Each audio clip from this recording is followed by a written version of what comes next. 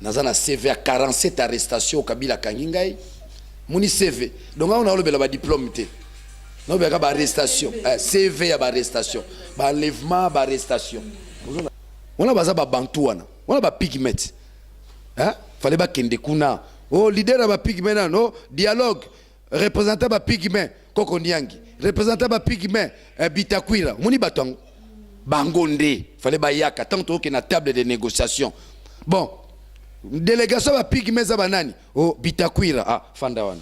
Yoli kamuneza nini o biso kuna na zamba bazokata banzete biso ba pigment oza bien te nini boyoki mamba pigment balobi na trahir nani batu bazo trahir bo mona bango te bo pesa nga raison lobi batu bazo trahir bazali bazawana o bazo trahir peuple o bazo lia pe na compte basala wapi faut tout na ba basala wapi zoda na ngai par Daniel lui-même na reconnaîtra leader moko ka ngai ne naza et Tienti Sekedi wa Mulumba moi kamutu akoleka la télévision so retourner wana na zolo babon ngaza yemuna lai na kiti na tuna on a uta zolo babon mo koko niangi toyebaka batwana baza batu esengela bazala kunepa ba pigment mais ba komi lelo ba leader na so ba bantu ama yele netinga pour mutapol boza besoin problème yele ne rombunga ama yele netinga mutu neza net mutu nanga bosa buti ko saka mboka na biso oza jura solo to baba ni to dingi de polémique batu balanda ce qu'on a répondre yele ne rombunga ama mutu netinga mutu tala mutu nanga betala ngobi azala mutu ta mutu ngada nesa fu desa na parlement de mandat na parlement mais na obimisa loi danet safuti ezalelo bazanango ne lobeli ne tala bakoko niango na so bazoleka na télévision et lobela nini c'est le langage d'un colon il s'en fout de vous hein ozotala moi ka mutu moko boy likiam beaucoup la faux historien pour na démonter likiam beaucoup la faux historien a comment na livre ne que bombokaza pionnier indépendance. C'est un élément na ba élément bela robimisraza faux historien na peska élément moko eliki mbokolo dans lunga lufwa buka lunga lufwa mama lufwa lukala kima monsha pamba oh Yesu na betu pesa mulu passage libération Congo ya betu monche Congo na betu ya bakoko niangi fe oh Yesu kimene buka lunga lufwa yo monanga na zwa carte IDPS o monanga na sima responsable de IDPS ta bazoluka secrétaire général IDPS bando ozomtu na mboka kuna ba commissaire secrétaire général nazalaki na Kisasa ngapi na tanga classe ta bazoluka bacha elenge comme jeune secrétaire général IDPS bando oluka mtu na mboka baluka na bandalité baluka non kuchanga na babiloko wana te changa na ninga ki Daniel Safu tokena maya mukamba to talibo kabila za sute azate maya mukamba to talibo to talina po kuna to na otato talibo kabila zate so talibo zo mona ba Daniel Safu talibo Daniel Safu mukonzi talibo mona ba ona katiwa biso lumumba za autodidacte atanga ba livre atanga classe autodidacte classe mukiene omoniana ya omoni ba déclaration ba noza la pamba je déclare Karabongo malade on banda kala ba déclaration Balandi ya Congo France boy madame na kati ya tranche minuto sola ma solo itali politique ya mboka Congo lelo nazali na mwana mboka Daniel Safu o azali éditeur ya journal Le Point sur en plus azali pe analyste ya mboka na biso Congo azali pe moko pe na maponami ya élection 2018 na circonscription ya Moamba yende to koyeba ko soane vis-à-vis ya makambo itali politique ya mboka na biso Congo mbote mwana mboka oui sentez-vous bien Omuna te moi munene sentez-vous bien nana kimia na yebi déjà véritablement Congo le beza kitoko après le 23 régime oyo élection ezala te après le 23 pas question de Kabila aza soute après le 22 donc kimia yango na pina tozana ngo nzamba pesi biso bomoi tozomona victoire na biso yango na misu donc qui mes alliés c'était Mikolo peuple congolais ba appliquer article 64 yangwana nana musala musuta osala démarche nanga yangwana kolongola article 64 oyo na constitution komema yango na terrain ya lit objectif nanga yango wana eko simba esimba tendeni wana baba tuna biso boni matata na ba kofi boni matata ba comprendre donc matata ponyo ba kofiolo mide ba yena camp nous sommes matata comprendre que les pays qu'il a géré hier bagera kiango na ndenge ya démocratie te bagera kiango na vuluba eseloka malamu mboka eza mboka biso nyonso soki moko atelemi amoni ete lolenge tokambaki na Kabila tokambaki yango na ndenge bozololo te nazonga na bomoto eza mabe te tokoboya bato te baza ba enfant prodigue te webi lisola enfant prodigue akaboni na papa na yake mesika akendaki esimbi te azongaki mbela tozobeta na bakongolais nyonso batelema ndenge omoni Kofi atelemi ndenge omoni Matata mpona akomi kodénoncer excès de taxes ye moko na eleko na ya tiaki ba taxe wana ma moni yango teze eloko malamu te eloko konyokola bayimboka eza mabe moko te. Nous demandons à tous les Congolais de rejoindre biso na camp de la patrie eza mabe te eza mabe moko te. Objectif ya Félix Tshisekedi pas Museveni eza nini donc analyste politique bandeko no mboka ngele balibayi na webi nakomi na dimension musu na mamba Congo nakomi na dimension mususu dimension au monde bango bazotambola bani nakomi na dimension. Daniel Saf aujourd'hui est dimensionnel ozora nangai na sens que j'ai maintenant l'information ezatene na no bunda lobi le banda ko sangai ba kosinga mingi mais aujourd'hui j'ai l'information nazana ba informateur nazana ba contact diplomatique nazana ba camarades ba députés de bamboka mususu des députés européens. J'ai des amis aujourd'hui, j'ai des amis allemands, j'ai des amis ougandais, burundais. Donc on a combien formé on les a démarches en tant que politique. Je n'ai pas réfléchi là-dessus. Question il faut retourner à Jean-Marc Kabund. Daniel Saf c'est un leader na Kwenaye. Je n'ai pas réfléchi si les actes au bamisus bazo posé. Ozolanga ngazo kende Zambie kalami était autour na question. Pourquoi Daniel Saf a que Zambie? Kalami était na kende Zambie. Ils ont toujours na ba contact ya koluka les voisins moyens ya ko libérer mboka na biso. La libération du Congo n'est plus l'affaire d'un individu. Kalandé zalaki ndingo tuninga question au Félix Tshisekedi à Uganda, au Lutundula, au Moïse Katumbi, au Fayulu. Non, la libération du Congo c'est nous tous aujourd'hui. C'est comme aussi Daniel Saf a avion à Zambie. C'est comme si Daniel Saf a Angola. Toujours que le voisin moyen en tant qu'acteur yamboka. Donc tokoli tout ça suba tout ba royebi sarabiso omoni ba lobby été. Et comme il peut le dire ça Daniel Saf a lobby. Donc je suis un grand leader, n'est-ce pas, majeur, où j'ai des responsabilités face à destin bokanangai. Naza sumutu ya mukiete. Même ba combat batozo abo lelo songa na bibo voter tel président, les gens vont suivre. Sopé na lobby tel beau voter président, les gens vont suivre. Donc tant aux autres ça interview, amenez-moi des questions rationnelles, utiles, fondamentales. Fondamentales s'il vous plaît. Daniel Saf Azo représenté une forte crème yaba congolais, une forte crème bakong o bazoyo kelae de naza mutu na rola mukanga na tongo ko kabara leadership ngo bona tonginga moko. Daniel Saf est devenu Daniel Saf par Daniel Saf lui-même. Mutu ta simbanga na loboko mutu ta memanga été zoda nanga par Daniel lui-même na reconnaîtra leader moko ka ngai ni naza et Tchenti Sekedi wa mulumba na traîna ni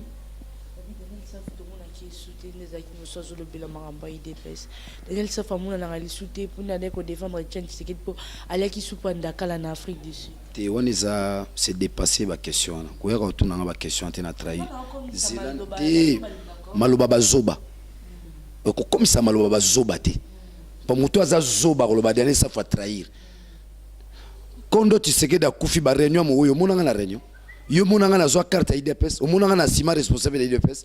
Tant bazoluka secrétaire général aide biso bando zo mtuna mboka kuna ba commissaire secrétaire général nazalaki na Kisasa ngapi na tanga classe tant bazoluka bacha elenge comme jeune secrétaire général aide pes bando luka mtuna mboka ba luka na bandalité ba luka non kuchanga na babilo kona te changa na ninga ki Daniel Saf.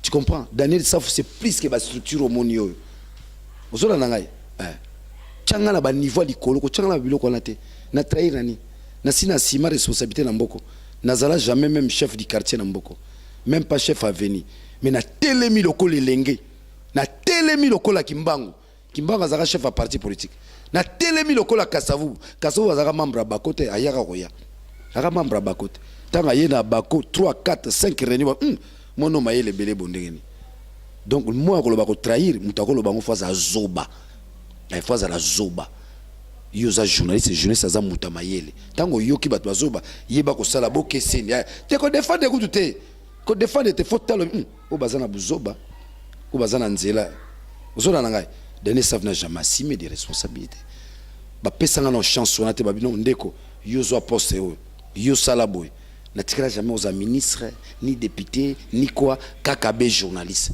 na bandine makamba politique siko na trahir na bazelanga soki na bandi peuple a élire ngai na bandi musala ni ba komona na trahir na ko trahir nani batu bazo trahir bo mona bango te bo pesanga raison lobby batu bazo trahir bazali bazawana o bazo trahir peuple o bazo lia pe na compte basala ka wapi faut tout na ba basala wapi koza na parti za totiki musala non oza na parti muza docteur au sala na hôpital oza na parti oza professeur d'université oza sauf les journalistes n'est oza ba engagement politique mais au tout batikal basa oza l'avocat au sambela na baro muza na parti politique mais abiso comme oza na parti politique au sala raté donc musala liboso lingo sala toi musala lingo sala na ville zaka ya puté botu na bango mituko bozo tambola na ngo bambongo bokombe ozo zwango wapi bosala ka wapi pato zo bunda mboko ebonga batu bafutama misale zala bango bazo sala wapi bazo bokola basi na ngona bana bona lolenge nini non keba Daniel Saf komeka kutu bilo rata trahir non ngai naza mo elenge oyo toyokaka lolaka Tshisekedi boya tozuli nango pasi ngande kutu na souffrir na IDPS wana kokangama kobetama bapota ozola na ngai yo ne faut tout na ngai lifutani nozui faut tout na ngai lifutani ni yozui na IDPS question ko tout na ngai yangwana bango nde ba trahir ngana trahir te bango ba trahir na mosalo ngana sali pona bango na bolamuki na tongo bakoloba te siko to pesa mona mobalio azala candidat siko ndenga tomboli kombo ya kondo a tomboli kombo a parti azala place ozola ngai basoki ngaka boy ba pesinga valeur te bango nde ba trahir ngai ngana trahir bango te na kotikala jamais ko trahir bitumbo anga moko na bundi c'est mon combat ce qui lobby de pese comme na ngwende eze sengo pona ngai na kotala te bitumba na bundaki tala lelo yango wana biso tozo bunda bitumba te na zo mutuka tozo bunda bitumba te na zo ndako tozo bunda bitumba te na koma na basi baike na zo bunda bitumba lobby Congo ezo bonsomi nango bonsomi o babotoli biso. Nous sommes des esclaves. Bato zomona ba kabila na batune. Baza ba colonisateur à 21e siècle. Ba colonisateur à 21e siècle. Ndongo zomona bango wana. Bizaleli nyonso baza nango za ezaleli la Léopold II. Congo ya bango. Ezaleli baza nango. Ne lobeli, ne tala ba koko nyango na so bazoleka na télévision. Et lobela nini? C'est le langage d'un colon. Il s'en fout de vous. Hein? Mozotala moi kamutu moko boy. Moi kamutu.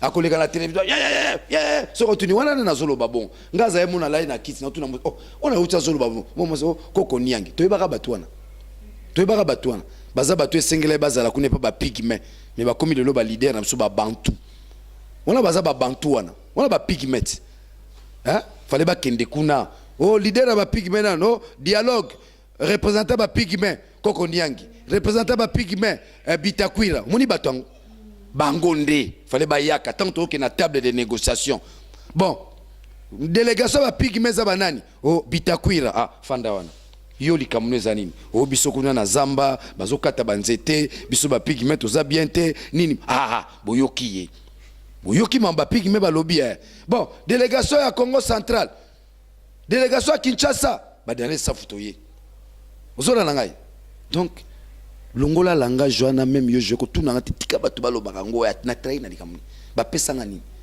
ba salanga nini ozola nga ekoma eloko na bango chentu ozola la ngai chentu ozola nga ekoma eloko na bango Tshisekedi aki rassembleur eloko on ezaka 13 parlementaires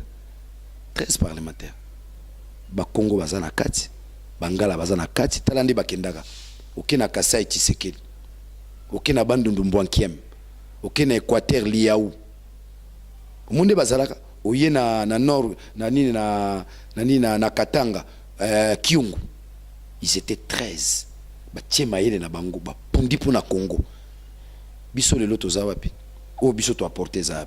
Daniel Saf apporte, va au-delà. Il y a génération ancienne au bango va apporter qui ngazo kende au-delà n'a apporté plus. C'est ça ma contribution. Ma contribution n'est pas matérielle. Tena au salaboé pour ba nomenga boé, ba pesa ngai boé. Té, naza déjà bien. Naza bien. Moi ma msumo ya kolobela ngo za bino boya na ndako na ngati. So telinga er mona mena vie mo bourgeoisie. Pour oninga nga olobate. So telinga ndako na mena vie bourgeoisie. Na bango bazozwa ba mbongo ya ofele. Nanga nazozwa mbongo na mayele. Twande mote. Twande mote même éducation bana. Tala bana nanga bazui na classe bana koko niangi ba échouer. Classe mo na collège bana koko niangi. Omoni mbongo masumu na mbongo ki colonisateur. Eza différent. Bana ba échouer. Yo anga bazui. Na pasi nanga ki mobola nini bana bazui. Bazui na classe mayele belé Daniel Saf. Biki ngape mwana nanga Daniel Saf. Na mipesa ndoi. Pour la monika mbongo ndenge zo kendela. Comme il gambo tata otikeli mwana. Oyo pesa mwana comme François tanga yo nga mwana Daniel Saf te. Ba mizara Daniel Saf pour ngape lo beza danger. Ozolanda. Donc combat nanga lelo yo nazo tala te au parti boye. O mutu bo ngamoko Daniel Saf. Nazo bunda likambo ya article 64. To longola ngo na constitution, to memango na terrain en lit. Plan de sortie zali. Tala ba buku na komi mambo beleza. Donc chaque jour na combat. Donc moni ngane na sao. Tala moni lo na moni ndi na différent na bango. Moni ba ko nga komaka. Malike bakanga journal. Te bakanga journal faisons na mambo bambongo. On a bousillé mon capital. On a bousillé mon capital, faut reconstituer les capitales. Muso tangi koma mende na nga mabe, utanga nga bakoma batwana te. Muso ye loba ya bino nga za ministre na ngate. Nga na reconnaître bango juste commandant Kabila, ko banana mo Kabila. Je ne reconnais pas Kabila. Il n'a pas un mandat officiel. Ko banana Kabila tina, c'est na reconnaître bango lisute. C'est ça l'esprit de l'article 64. C'est ça l'esprit de l'article 64. Omoni ngai bango bando kanga lobby ngane na ngoma otumbola bango siko ngane na ngoma ko attaquer bango do talaka olamuki na tongo obomi Daniel Saf mais des autres de ko banda déjà baboma batu mais omeki ngane na ngoma okota na carré boye penda ko de na koti na carré na bango comme un bon 10 comme un bon joueur na ngoma osenga ballon bobo ke nga ballon bacha penalty so tout inga penalty. Donc en fait chez moi na commune à niveau où il y a comme matérialiser article 64 la grande révolution ils ont m'envoyé jeter ils ont m'envoyé jeter na zobisayo la grande révolution hein tiens caméra bukalunga lufwa mama lufwa lukala kima mon chapamba oh Yesu na betu pesa mulu passage libération Congo ya betu manche Congo na betu ya bakoko niangi fe oh Yesu kimene bukalunga lufwa mama lufwa lukala kima mosha pamba oh Yesu na betu pesa mulu passage libération allez katukala nzila ngeke na manda fe oh Yesu na betu bukalunga lufwa mama lufwa lukala kima mosha pamba oh Yesu kibene pesa bulu passage libération nzembo yemba magana 97 tant Laurent Désiré tant Laurent omoni oye bien ngote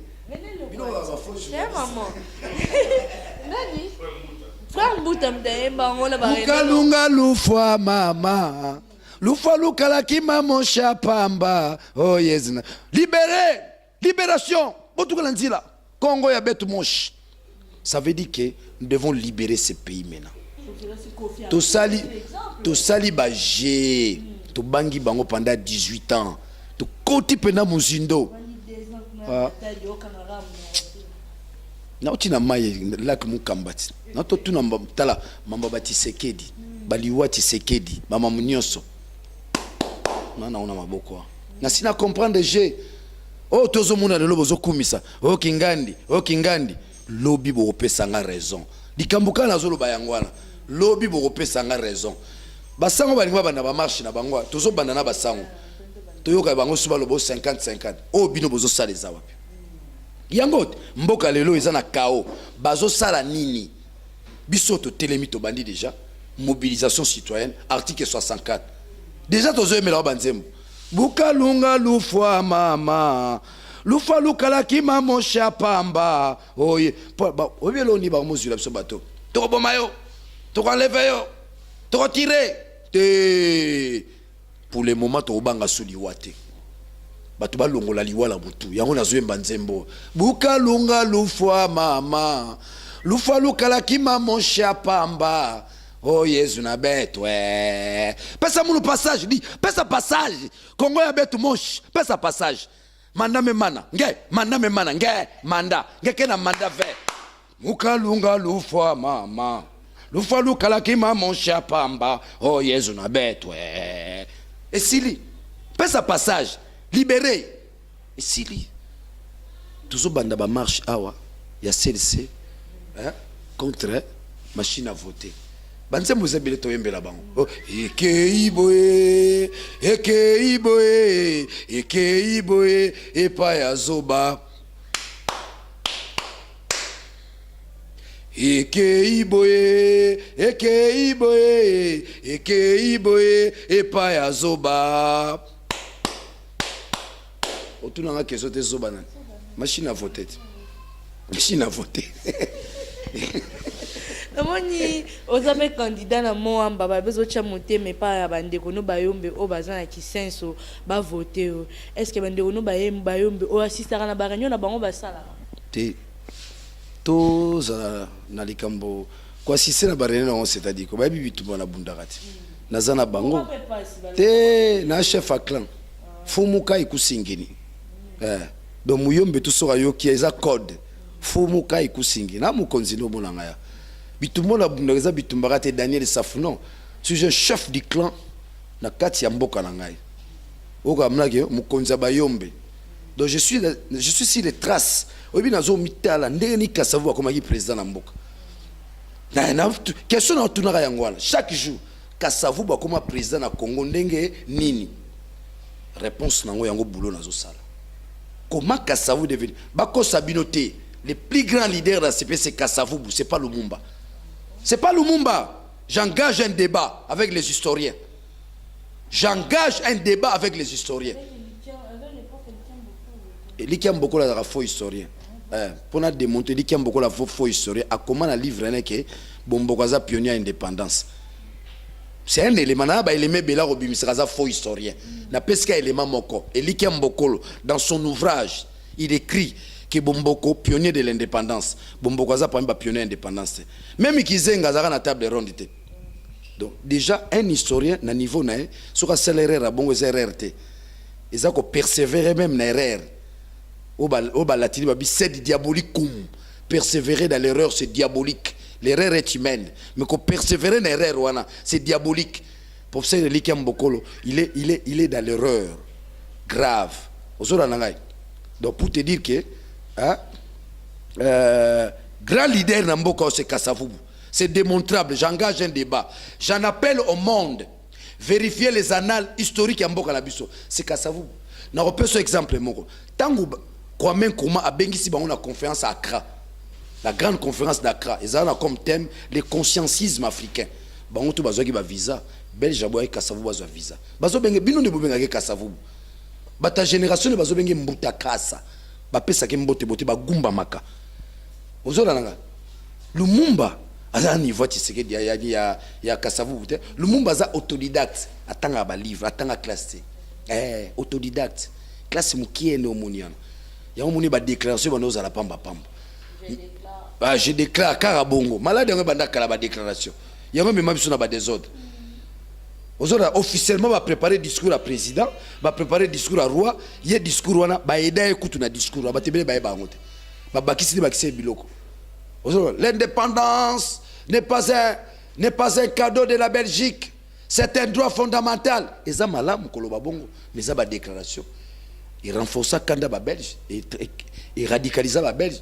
Les grands leaders bana na biso ba bango. C'est le roi Kassa, Kassa Mvubu. Sourazo Loba. Calme, je demande au peuple congolais de se tranquilliser. Nous avons le contrôle de la situation. Aux Hollande, on va calmer Sango. mais Lumumba sozo ya ozola rai leader za Kasavubu calmement nous disons au peuple congolais nous aurons bientôt notre indépendance, soyez calmes, la Bako a le contrôle de la situation. Mais ça aussi Lumumba oh, que les gens sachent les grands leaders dans ce pays c'est Kasavubu.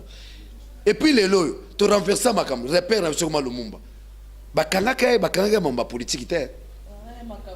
Mamba bokité. Ya zara on la publicité polar. Abenda balar. Mambongo na poste wana. To robenga on est aïba mbongo. Bakangi akena en prison. Mais pour qu'il soit libéré, il a fallu Kasavubu. Kasavubu pose le problème avant que nous puissions, n'est-ce pas, inscrire les points à l'ordre du jour. Nous demandons la présence de notre cher collègue Lumumba. Rien que cette phrase-là a valu la vie à Lumumba. Mais tant que Lumumba c'est basu pouvoir, vio Kizengi, Kizenga. Tant que basu pouvoir, bitumba langwe comment qui ba étouffé Kasavubu. Ozu ba Kizenga, ba Mobutu, ba Ileo, tous ces gens-là, ils se sont dit c'est Kasavubu, Mutasala Lumumba Mabeo, c'était pas ça. Lumumba s'est détruit lui-même en cherchant à collaborer avec la CIA, la KGB. Car il y a un peu de temps. Moula bilora ba mitation bi chanja un det kan de onanga Jekoko, hein, PPRD, MLC, IDPC, ba nakala ba bizale liwana. Ozola langai. Hein, na pese mbote place azali, na kasi touro sera bimia au changer. Autika la fidèle na IDPS. Ozola langai. Hein. Tout ça c'est na constance. Constance c'est ça là. Vous comprenez un peu là? Mais Kasavubu, il avait la vision de ce pays. Tout le monde a la vision de Kasavubu. Na table ronde. Ils avaient trois choses. L'administration, la police nationale, doublé de l'armée. Aux autres, biloko wana administration, police nationale, armée, na démocratie. Biloko bazaki na ngoya. Mais ce que biloko on les a sauté. Ils allaient sauter. Donc, pour le moment, ils allaient comme l'article 64.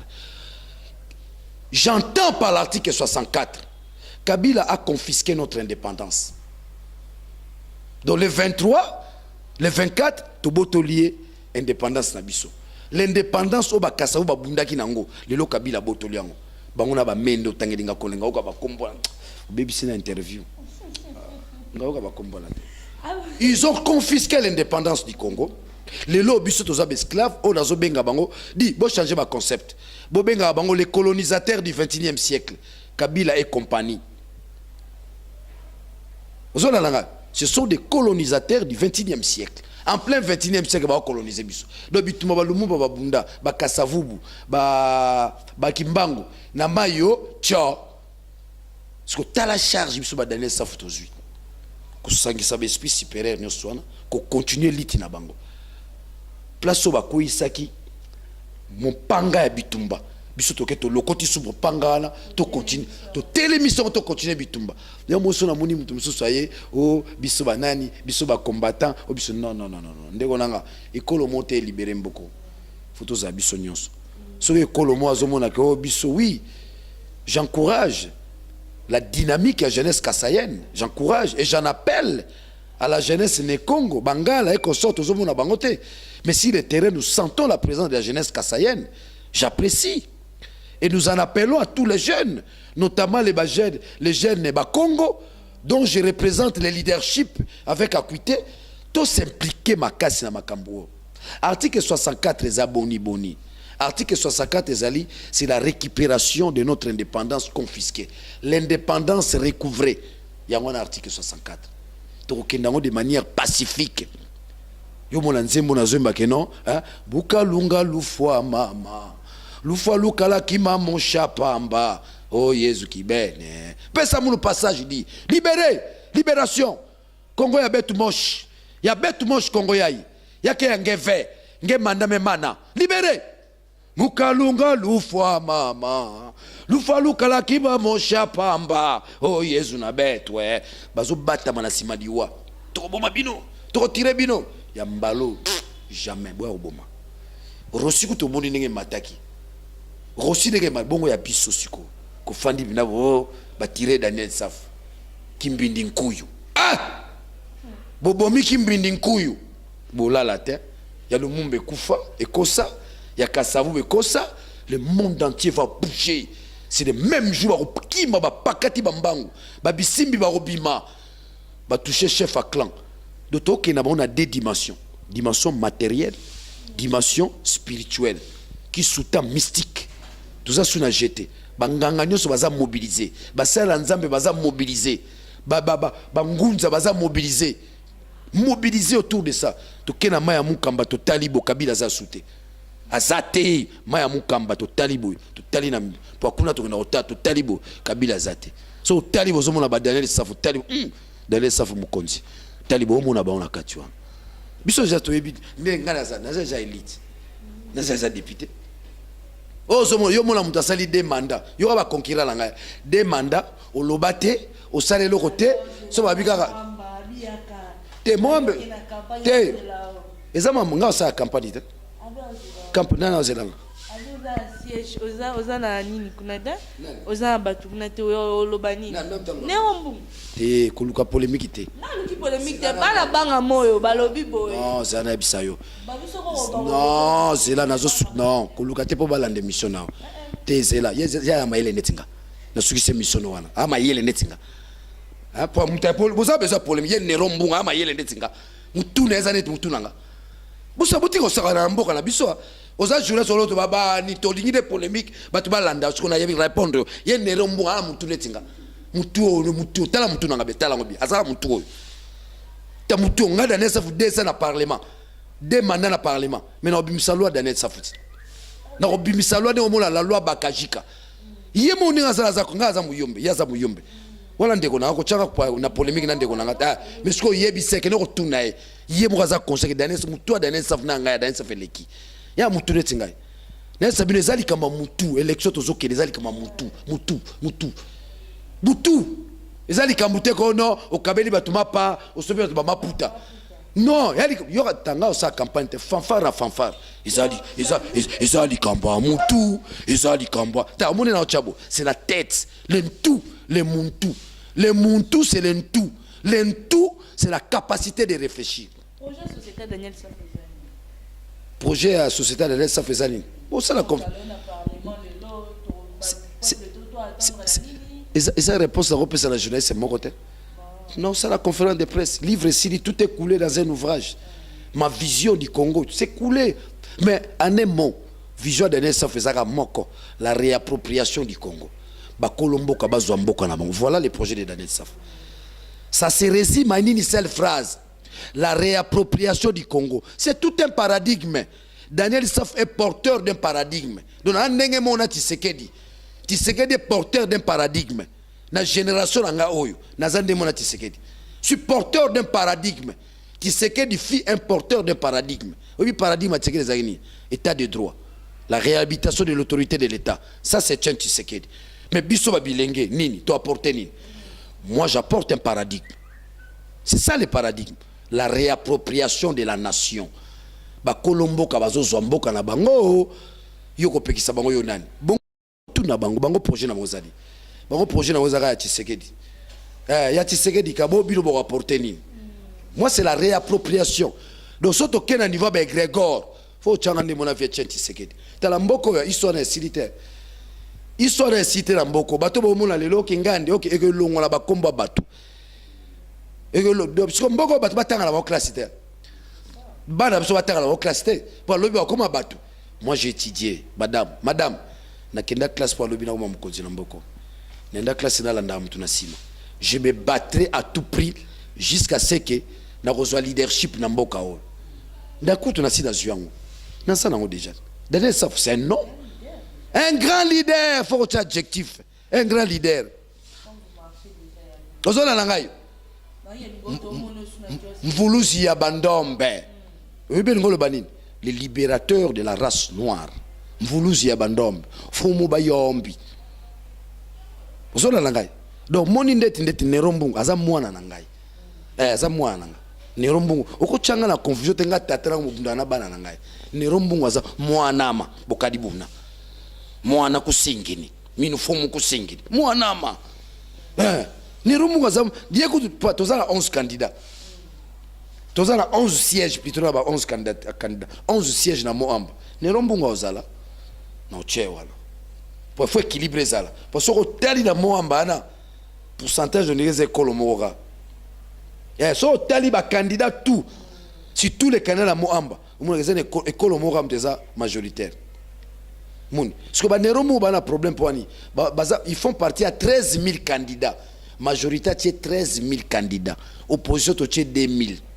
donc Daniel Savazo on a 13 000 candidats donc ba Nero Mbungu bango nyoso tout ana tout la majorité ba Remi Masamba atebe ko batama na IDPS aza majorité mais ache candidature na IDPS o mona ba vantira aza la majorité amelaka soupe kura mais l'élection aya che candidature na IDPS bato tiseke da bengalaka ola naka a obeta mamabe nde bazala ba ko beta mamabe kimbindi nkuyu ya talkumanima talakumbu ba ko beta mamabe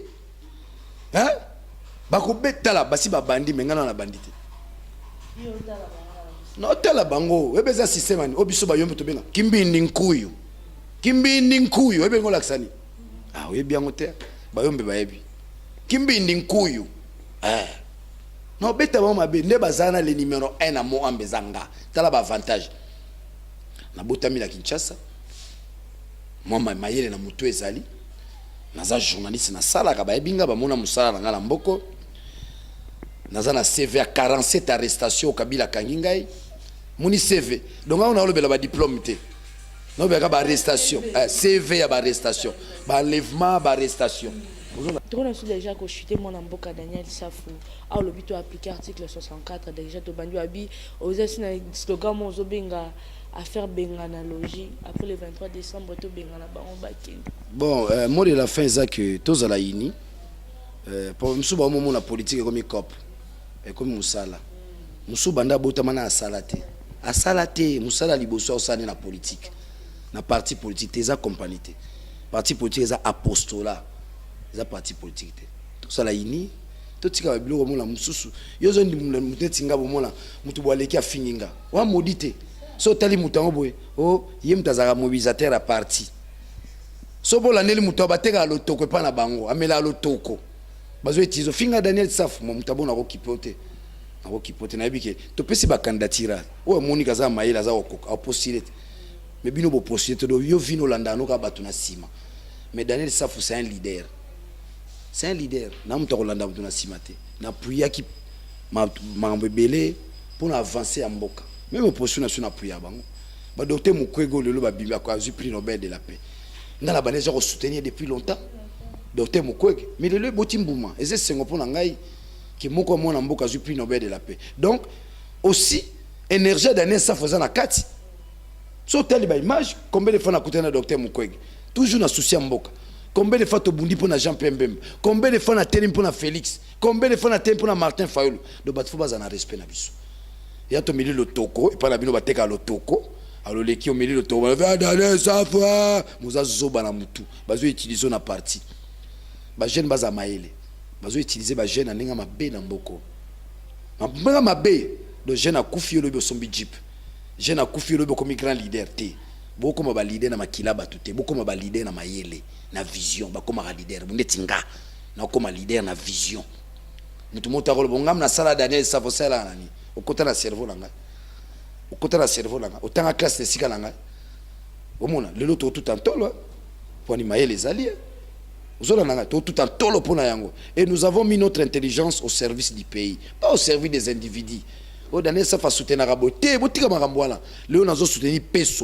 peuple souverain o tozo militer pour l'article 64 ceux qui batu baroya to sala na bango nini dio mais mutu so aza besoin comme président oya vers biso mutu so ngo comme président batu ba oya vers yote yo no oya vers batu muni Macron akendaki vers batu expliquer votre vision na yo yo potali o identifier ba force o eza tout autour ah force ko sala ah Daniel Saf ah oyo mais so ngo ma président eza orchestre c'était eza orchestre c'était comme était JB ndeti Kofi ndeti Wera te eza Congo.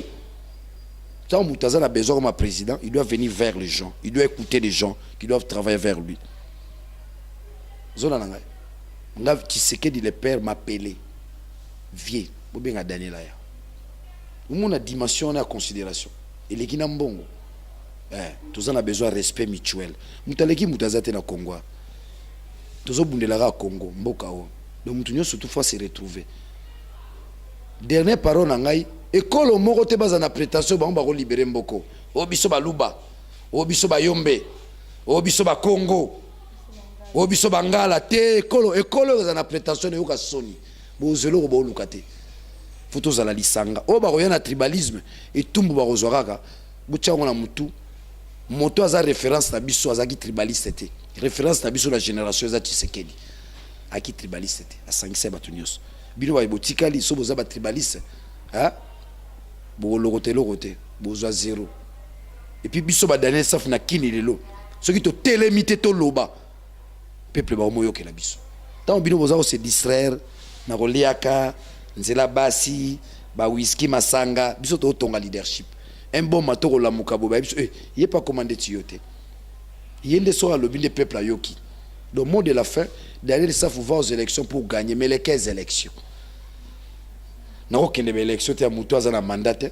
Quelqu'un qui n'a pas un mandat officiel, a même une élection. Vous avez un humain, vous avez un faux politicien. Vous avez un vrai faux politicien. Un vrai politicien. Vous avez un bon tabac. Une élection. Rien. Vous avez un vrai politicien. Vous avez un boutique, vous avez un raisonneur, vous avez un projecteur, vous avez un proposeur. Tout le monde est politicien, vous avez proposer. Rien. Et lui qui a un tata cardinal Mosengo. Vous avez une marche aux Zonga. Pour la bango moko.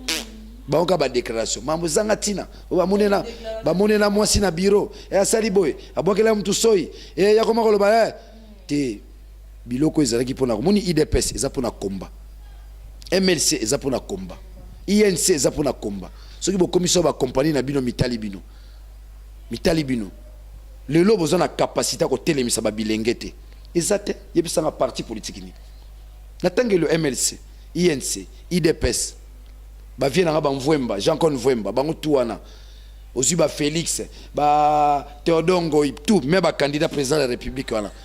Pourquoi ils sont pas en mesure ya retelemisa sa population ozolana c'est qu'il y a quelque chose qui ne va pas ozolana donc conclusion ngai Daniel Safou to na nzela article 64 solution yangwana ça yango tokena ba élection ya kibudi nini ya bongo. Mais de toutes les façons, Ngaza candidat dans ma tête, c'est avec ça, je peux avoir possibilité. Allô? Vraiment, merci beaucoup. L'intervention à Congo France, on est avec mon amboka Daniel Safou Azali candidat. Le loro bat foba kanga, toute structure n'a en place, tous en abiso bangamba batute, tout chez abiso musala la place, peso peuple souverain, tout bandi déjà musala, petit à petit tous mobilisés. Nous soutenons les initiatives à CLC. Nous saluons le cardinal en passant. Tobani Moussala, mobilisation soit beaucoup plus Matete, Lemba, Ngaba, évidemment toute la vie de Kinshasa. Dans la discrétion, dans la douceur, dans les mêmes miagnoso. Tous avons mis comme ça n'a bisoté. Mais ce qui est vrai, tout ça la makambo peut-être que les capables sont politiques échoués. Donc il faut que la classe politique congolaise échouée. Mais on a capacité, on a été, il y a qu'on drainer foule dans la rue. Après Tshisekedi wa Mulumba, il n'y a rien. Biso ba disciple, est-ce que tu as bendele, tu continues musala. C'est comme ça que nous avons mis PESO en place. Tu boy honorer la raba biloko non, PESO c'est un mouvement citoyen pour la réappropriation de la nation. Tu zo benga batu, boko tana PESO, bochama boko na PESO. Ceux qui va msuba décevoir Abino, PESO va décevoir Abinoté. PESO c'est la continuité du combat de Tshisekedi au vrai sens du mot, dans la dimension pratique. PESO Ezali, la continuité du combat de Kassavubu. PESO Ezali, la continuité du combat de Kimbangu. Vous avez Kalamingi était PESO qui est en Kamba, moi retraite à une semaine, toujours force, une semaine en Kamba, tant aux Zonga, voisin Keba. Voisin tout le monde, PESO mon passage, il y a un PESO. pesa munu passage ngeke na mandat ve libéré bika Congo ya bet yake ya bet moche pesa munu passage donc ozoka cri wana pesa munu passage donc pesa munu passage nzembo wana yemba makana 97 ekoisaka Mobutu tango moni nzembo wana bandisu sikoyo Kabila zokoya lufa lukala kima mosha pamba bukalunga lufwa mama lufa lukala kima mosha pamba oh Yesu na betu libération oh Yesu na betu donc ndenge zana basi bakena ba moni ba mende ba kokoniangi ba tundu ba ke retraite éternelle soki ba bomba kité ba kosenga na balabala est-ce que yo Kabila menda osenga na balabala non liete bana tongo oh Mendet yo zaka ministre France bolimbisa ngai Kabila ndem tanda ko sangai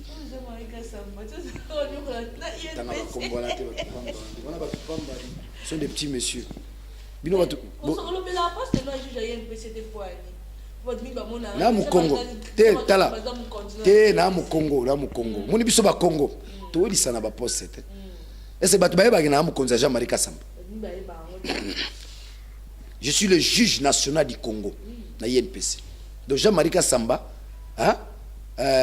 naza chef nae monika bande wona biso baluba père moko nzamba limbisanga beto abo ozolanda moi nini bo ngaza na Mukongo yo no mona Kasavubu te président de la République mais toujours humble bo mona yuma yende prêtre aleke ba nyos même na mayele Kasavubu aleke lumumba na mayele musika philosophe de formation il y a grand séminaire à Mayidi mais Lumumba luke kola tangezate ba biso ndo tanga ba livre mingi alaki autodidacte grand prêtre mais so mona fandika ba benge mbutakasa ozolanga okeka so bonjour comment vous allez nous devons beaucoup plus chercher à construire le Congo bino bomone yume ba Lumumba oui ce qu'on a le bezar ti voilà ngai prêtre na sepene otuni question naza mukonja Jean-Marie Kasamba je suis parmi les juges élus ya congrès donc ngane na censé ko juger journaliste de so Jean-Marie Kasamba ko na mbeba na ko sambisa omoni tawa na ba problème na sambisa right na sambisa right aya na ndako ya butu ozola na donaka mu continuer mu biso ba Congo toujours idéologie ya Kasavubu toujours humble to wili sana biso te ozola na encore ba ki mwindu na biso to tshaka na biso ba chokote humble kaka ozola na ngai ozo comprendre na mu continuer presso biso tozo tika presso na ba dimension naza journaliste pambala te na journaliste ya danger pene ya grand prêtre signa ba bioma talaka na signa bango mukalunga lufwa mama lufwa lukala kima mosha pamba oh Yesu na betwe papa ba mo bata moto bomae bobo mangande. Merci beaucoup, cher ami internaute. On est avec moi, Daniel Safou. En tout cas, merci beaucoup à Alain BCB, avec ma caméra. La Christian Touré Kenzo, Mouna Bambo Denayo. Merci à mon patron Didi Dipouma depuis la France, cher ami internaute, nous sommes à diaspora, Bambo Denabino. Merci beaucoup à Gisèle Tati, mère double depuis Londres, José Ntsangou, oncle privé à Papine Ntsangou, Michonoka, maman Bibi Chonoka, Bambo Tebele, Paona Bengaka, Bevemba, maman la prochaine Shekina, équipe technique Bimba, Congo France, Bande Kolana, Congo France, Kutanimba la Sima. Merci. Congo France.